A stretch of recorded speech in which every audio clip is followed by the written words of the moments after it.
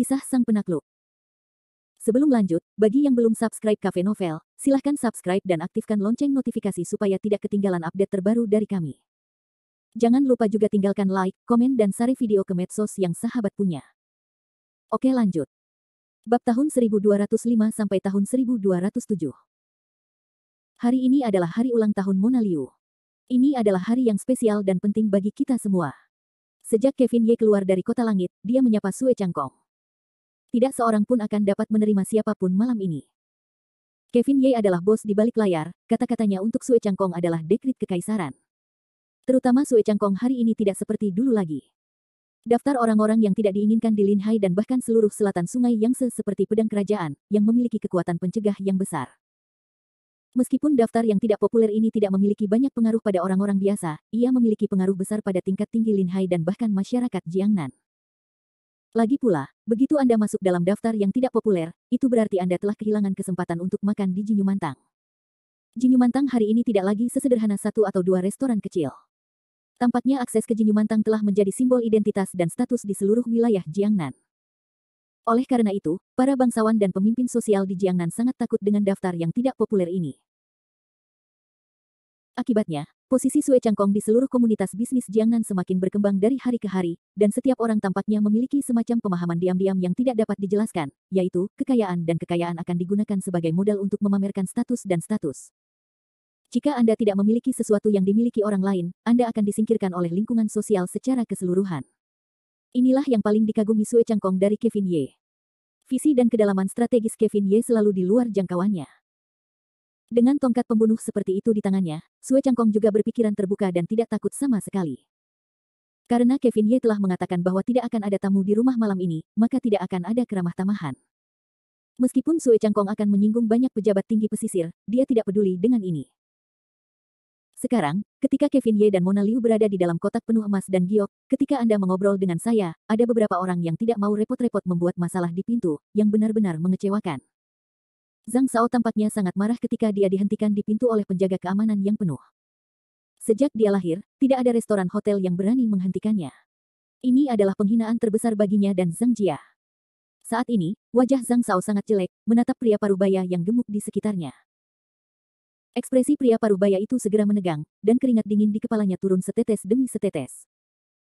Orang-orang setengah baya itu tahu bahwa dialah majikan yang tidak mampu berada di dekatnya. Tuan muda ini mengendalikan semua kekuatan finansial krunya. Begitu tuan muda itu marah, film dan drama TV yang telah direncanakannya dengan cermat selama bertahun-tahun mungkin akan terancam gagal. Jadi tanpa menunggu Zhang Shao membuka mulutnya, pria setengah baya yang gemuk itu melangkah ke depan para penjaga keamanan itu. Saat itu, dia merendahkan dan berkata dengan nada memerintah. Mana manajermu? Keluarkan manajermu. Jelas saat ini, pria setengah baya yang gemuk ini benar-benar menganggap dirinya sebagai tokoh nomor satu.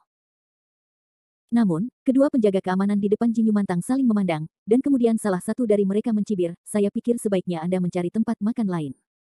Bahkan jika manajer kita datang, itu tidak ada gunanya. Itu perintah bos kita bahwa kita tidak mentraktir tamu malam ini, dan tidak seorang pun dapat menentangnya. Meskipun kata-kata penjaga keamanan itu tidak keras, itu juga merupakan jarum tersembunyi, yang membuat pria setengah baya yang gemuk itu merasa tidak nyaman. Ini. Pria parubaya itu sedikit malu dan menoleh untuk melihat Zhang Shao di belakangnya. Namun Zhang Shao ini mencibir dengan nada menghina, haha, tidak mentraktir tamu. Tidak ada alasan bagi pebisnis untuk tidak mentraktir. Tidak ada alasan bagi pebisnis untuk tidak mentraktir tamu. Aku akan makan di sini hari ini. Apa yang bisa kau lakukan padaku? Tampaknya dia memiliki temperamen yang keras kepala. Anak muda itu tahu bahwa dia harus makan di sini bahkan setelah dia tutup. Ini agak sulit. Saat dia mengatakan ini, Zhang Shao melambaikan tangannya dan menoleh dan berkata, ayo masuk. Aku ingin melihat apakah sepasang anjing penjaga ini benar-benar berani menghalangi jalan tuan mudaku. Berbicara, Zhang Shao dan orang-orangnya akan bergegas masuk ke istana. Dua penjaga keamanan, satu di kiri dan satu di kanan, menghalangi jalan Zhang Shao dan menatapnya dengan mata dingin. Oh, orang bilang anjing yang baik tidak akan menghalangi jalan. Aku tidak menyangka kalian berdua anjing ganas berani menghentikanku. Melihat kedua penjaga keamanan itu terpaksa menghalangi di depan mereka, Zhang Shao sekali lagi saling mengucapkan kata-kata jahat. Makna ejekan dan fitnah semakin berlebihan. Namun, penjaga keamanan Aula Golden Jade cukup menahan diri. Pemuda di depannya dua kali memarahinya seperti anjing selama 2 kali berturut-turut. Kedua penjaga keamanan itu tidak mengambil inisiatif, tetapi hanya menghalangi jalannya. Ini sangat menyelamatkan muka. Kamu harus tahu bahwa sejak terakhir kali Koki Jin Yumantang diculik, karyawan Jin Yumantang telah dikirim ke Kota Langit untuk pelatihan secara berkelompok. Apa yang diajarkan Kevin Ye kepada mereka tidak lain hanyalah kungfu. Jangan memandang rendah kedua penjaga keamanan ini, yang setidaknya adalah tuan kelas 2. Tuan, harap hargai diri Anda sendiri. Kami tidak memperlakukan tamu dengan baik hari ini. Jika Anda masih membuat keributan seperti itu, jangan salahkan kami karena bersikap kasar. Kedua penjaga keamanan itu menatap Zhang Shao dengan dingin, dan wajah mereka bersemangat untuk mencoba, seolah-olah mereka ingin melakukan sesuatu. Namun, pria parubaya yang mengikuti Zhang Shao melihat bahwa situasinya tidak baik dan segera maju dan berteriak, "Beraninya kau, tahukah kau siapa yang berdiri di depanmu? Dia adalah bos besar Huan Yu Entertainment. Beraninya kau menyentuhnya. Aku jamin kau tidak akan bisa membuka hotel yang rusak ini di Jiangnan." Atas ancaman pria parubaya itu, kedua penjaga keamanan itu hanya tersenyum dingin dan tidak menanggapinya dengan serius. Bagaimanapun, Jin Yumantang hari ini tidak seperti dulu lagi, apalagi Jiangnan. Bahkan di timur, tidak ada kekuatan untuk mengatakan bahwa itu tidak akan berhasil. Bagaimanapun, Kevin Ye adalah bos Jin Yumantang. Namun saat ini, tidak jauh dari gerbang, Lin Sailing dan 3 orang dapat melihat pemandangan ini dengan jelas. Saat ini, Lin Sailing tersenyum tak berdaya dan menggelengkan kepalanya. Namun, Clairlan marah dan berkata, "Sungguh tidak masuk akal, beraninya kau bersikap di sini. Aku akan memberi mereka pelajaran yang bagus." Clairlan siap untuk mengangkat tangannya. Namun, gerakan Clairlan terhenti di sisi alun-alun tarian salju. "Jika aku meninggalkan adikku, mengapa menghentikanku?" Clairlan menatap Cynthia Fang dengan wajah bingung. Namun, Cynthia Fang penuh dengan kegembiraan dan berkata, "Xiao Youruo, kita hanya datang untuk melihat kegembiraan, tidak perlu memulai. Selain itu, tidak perlu memulai untuk hal seperti itu. Pihak lain hanyalah beberapa orang biasa. Aku pikir lebih baik menyerahkan masalah kecil seperti ini kepada pasang surut itu sendiri." Bagaimanapun, jarang sekali melakukan pertunjukan seperti ini di depan gadis-gadis. Selain itu, orang ini menyukai lagu ini. Mengapa kita harus merusak sentimen pasang surut? Mendengarkan kata-kata Cynthia Fang, Clairlan bingung, dan wajah mungilnya yang cantik juga menunjukkan sedikit penampilan bingung. Bab 1206. Harus dikatakan bahwa Cynthia Fang adalah orang yang benar-benar mengerti Kevin Ye. Adalah hal terbaik bagi Kevin Ye untuk melakukan hal semacam ini sendiri, terutama di depan Mona Liu. Ini adalah kesempatan yang sangat berharga untuk pertunjukan. Saat ini, ada banyak kebisingan di gerbang Jin Yumantang, dan para penjaga keamanan dan pembuat onar di sisi yang berlawanan tampaknya telah menjadi tren api dan air. Situasi ini dapat dikatakan sangat tidak menguntungkan bagi Jin Yumantang. Bagaimanapun, Jin Yumantang terbuka untuk bisnis. Jika Anda benar-benar mengalahkan para tamu, itu pasti akan dibicarakan. Konfrontasi masih berlangsung. Untungnya, kedua penjaga keamanan itu cukup terkendali dan tidak memimpin. Adapun pria parubaya itu, melihat bahwa kedua penjaga keamanan itu bergemuruh dan tetesan air hujan kecil, mereka menjadi semakin tidak bermoral. Selangkah demi selangkah, dia berdiri di depan 2 orang satpam itu dan berteriak, "Minggir. Kita akan makan malam. Kita tidak hanya akan makan malam hari ini, tetapi juga meminta manajermu untuk meminta maaf secara langsung." Tampaknya beberapa orang tergila-gila pada orang ini. Semakin dia berbicara, semakin keras suaranya. Dia tidak memperhatikan semua emas dan giok itu. Dan kedua satpam itu hanya mencibir kata-kata pria parubaya yang gemuk itu, dan tidak memberikan tanggapan apapun. Lagi pula, di mata mereka berdua, orang-orang di depan mereka ini seperti sekelompok anjing gila, jadi mereka tidak perlu melihatnya dengan cara yang sama. Melihat satpam di sisi yang berlawanan tidak berbicara atau menghindar, seperti 2 tiang kayu yang berdiri di pintu hotel, pria parubaya yang gemuk itu semakin marah. Lagi pula, mungkin lebih baik bertengkar. Orang yang tidak menanggapi sama sekali adalah yang paling mematikan. Ini sama saja dengan mengabaikan keberadaannya sendiri. Semakin dia ingin marah, pria parubaya yang gemuk itu hanya maju, mencengkeram kerah baju seorang penjaga, dan berteriak, "Minggir." Namun, kedua penjaga keamanan itu sama-sama praktisi. Mereka berdiri diam, didorong oleh pria parubaya itu, tetapi mereka tidak bergerak. "Anjing penjaga sialan." Pria parubaya itu sangat marah sehingga dia mendorong penjaga keamanan itu lagi. Penjaga keamanan itu hanya mencibir dan melihat sedikit. Pria parubaya itu maju beberapa langkah karena pusat gravitasinya yang tidak stabil. Kemudian dia menabrak pintu kaca dengan keras. Sebuah tas besar langsung menggembung di dahinya yang telanjang, dan beberapa di antaranya berdarah.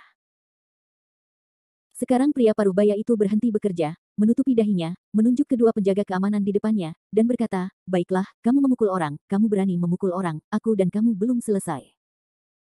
Sambil berkata demikian, lelaki setengah baya itu mulai menunjukkan wajah nakal, dan terus menangis. Adapun Zhang Shao, dia berdiri di bawah tangga sambil mencibir, lalu mengalihkan mulutnya ke dua orang muda di belakangnya dan berkata, apa pekerjaan kalian berdua sebagai asisten untuk mendapatkan makanan? Direktur kalian dipukuli di jalan, dan kalian tidak mau membantu. Dia berkata, pergi, ayo pergi. Mari kita beri tuan muda ini pelajaran yang baik. Jika terjadi sesuatu, aku akan bertanggung jawab atas apapun. Kedua asisten muda itu ragu-ragu setelah mendengarkan kata-kata Zhang Shao. Kemudian mereka saling memandang dan bergegas maju. Segera, terjadilah lelucon di gerbang. Tidak seorang pun tahu di mana kelima penjaga itu bertarung.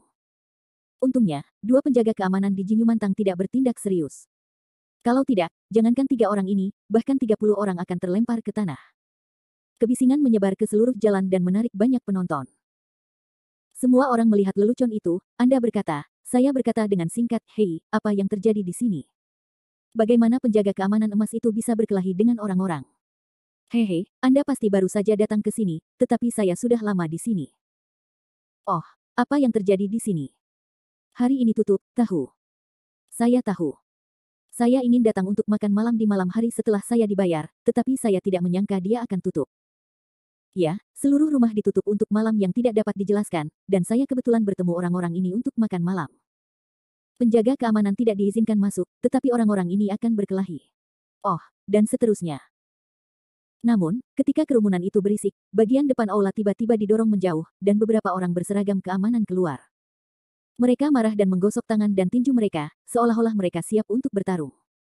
Ada juga seorang sosok di kelompok penjaga keamanan ini. Jasnya lurus dan wajahnya dingin. Tampaknya dia sangat tidak senang. Lihat, lihat, ada orang keluar dari aula lagi. Wah, orang ini kelihatan tidak asing. Bukankah ini manajer yang penuh dengan emas dan giok? Ya, itu dia. Aku bertemu dengannya saat makan di sini. Pada saat ini, pria paruh baya yang berjalan keluar dari aula bersama sekelompok penjaga keamanan bukanlah seorang pengamat, melainkan Lu Guangyao, manajer Jinyumantang. Lu Guangyao, dengan tatapan dingin, melirik ke arah pintu dan berteriak dengan suara rendah, apa yang kamu bicarakan? Tidakkah kamu tahu bos sedang makan di restoran? Itu mengganggu suasana hati bos. Hati-hati, aku akan mengulitimu. Seruan Lu Guangyao ditujukan kepada 2 orang satpam yang sedang berkelahi, tetapi sebenarnya ditujukan kepada Zhang Shao, sekelompok orang. Mendengar suara Lu Guangyao, kedua satpam itu segera menundukkan kepala dan berdiri dengan hormat di antara kerumunan, berdiri di antrean satpam. Namun, pria paruh-baya yang gemuk dan 2 asisten Zhang Shao melihat begitu banyak orang keluar dari ruangan, dan mereka tidak berani bersikap lancang lagi. Mereka hanya menatap Lu Guangyao dengan dingin. Adapun Lu Guangyao, dia melangkah keluar dari kerumunan dan berkata, apa yang terjadi? Manajer, orang-orang ini tidak masuk akal. Saya sudah memberitahu mereka bahwa kita akan menutup bisnis hari ini, tetapi mereka masih ingin masuk, jadi. Tanpa menunggu kata-kata sedih satpam itu selesai, Lu Guangyao melambaikan tangannya dan berkata, baiklah, saya tahu. Lu Guangyao berjalan menuruni tangga dan langsung menuju Zhang Shao. Meskipun Lu Guangyao sudah lama tidak menjadi manajer, dia masih memiliki pandangan yang baik terhadap orang lain. Hanya dengan melihat sekilas, Lu Guangyao sudah tahu bahwa talenta muda ini adalah pemimpin dari kelompok orang ini. Tuan, kami tidak membuka usaha hari ini. Mohon maaf atas ketidaknyamanan ini. Bagaimana dengan ini? Saya sudah memberikan uang makan hari ini. Silakan pergi ke restoran lain untuk makan malam. Ucapan Lu Guangyao penuh dengan maksud tersembunyi.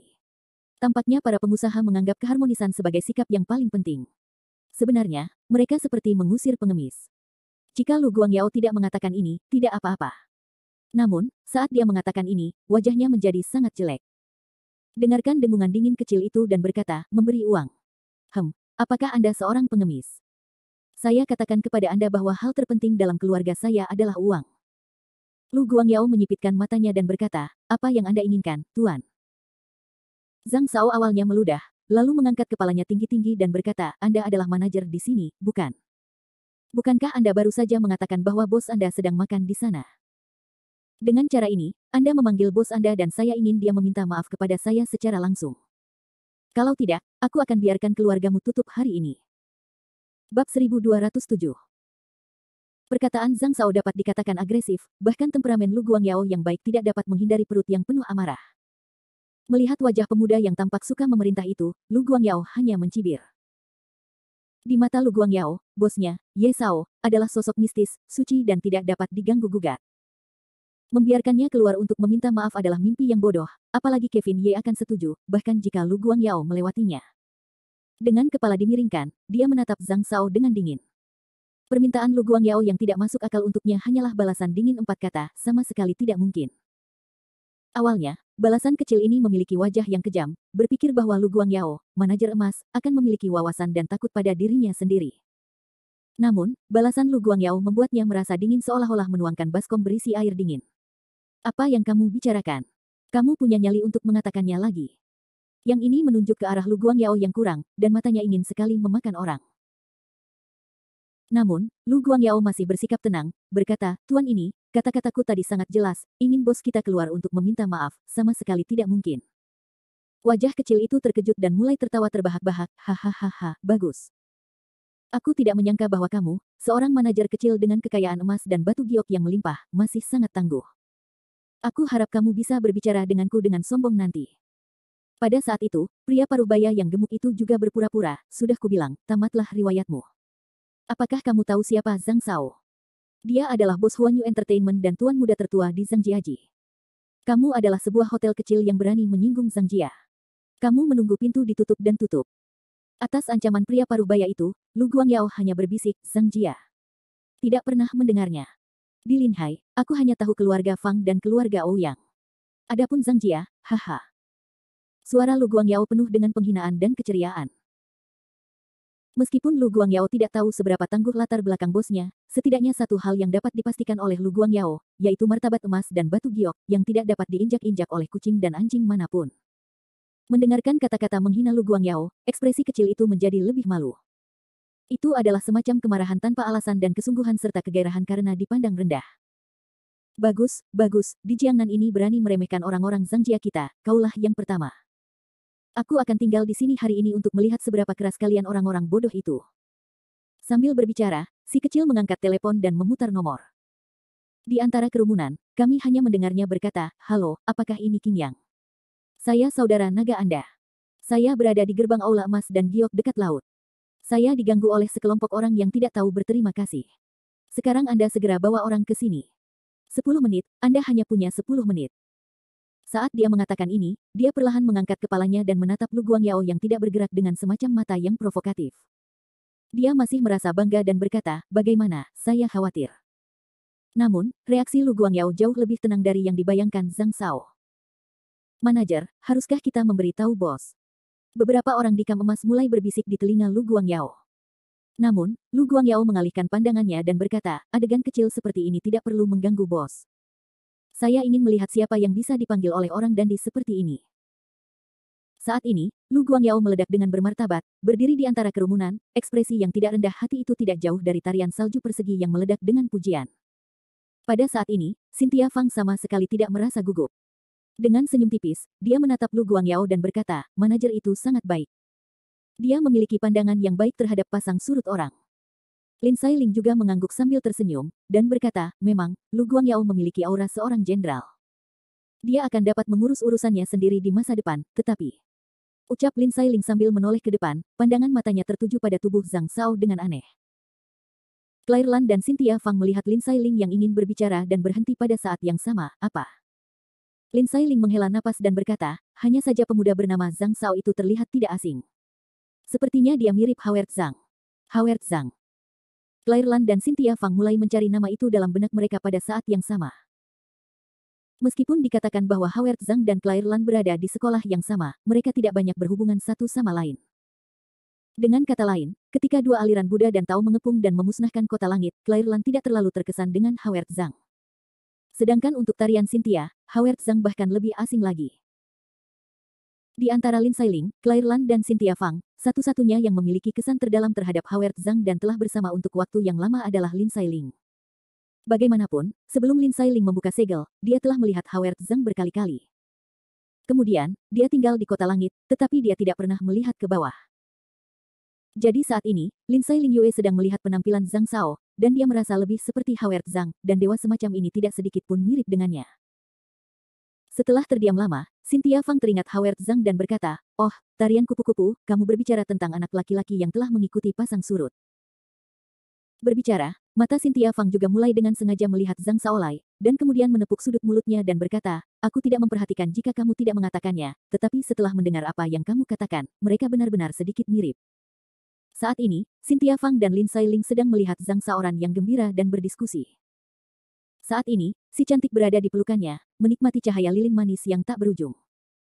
Namun, mulut Kevin Ye penuh dengan jejak cahaya, berkata dalam hati mereka, di mana kesamaan ini? Mereka awalnya adalah keluarga. Hehe, Haozi ini, tanpa diduga, adalah anggota Lingnan Zhang Jiakou. Anak laki-laki ini benar-benar cukup dalam untuk bersembunyi. Tentu saja, saat ini Kevin Ye tidak berbicara, lagi pula, dia tidak ingin Mona Liu yang ada di pelukannya mendengar. Saat ini, Kevin Ye hanya ingin Mona Liu menikmati waktu berduaan dengan dirinya sendiri, karena setelah malam ini, waktu bagi Mona Liu untuk berkumpul berdua sangat sedikit. Oleh karena itu, Kevin Ye mengatur dengan hati-hati untuk memberikan Mona Liu kenangan ulang tahunnya sebelum membuka segel. Namun, ide Kevin Ye bagus, tetapi tidak tahan dengan gangguan orang-orang yang begitu sembrono. Waktu berlalu seperti ini, dan saat ini, jalan-jalan di Jalan Jinyu Mantang di kedua ujung jalan pertama-tama dipenuhi dengan suara mobil yang menderu, dan kemudian sesosok tubuh yang ganas datang dari kedua sisi jalan. Jumlah mereka banyak, dan tampaknya para pengunjung itu tidak baik. Melihat sekelompok orang ini datang, ekspresi Zhang Shao segera menjadi bangga dan bersenandung kepada Lu Guangyao, berani menyinggung tuan muda ini adalah akhir.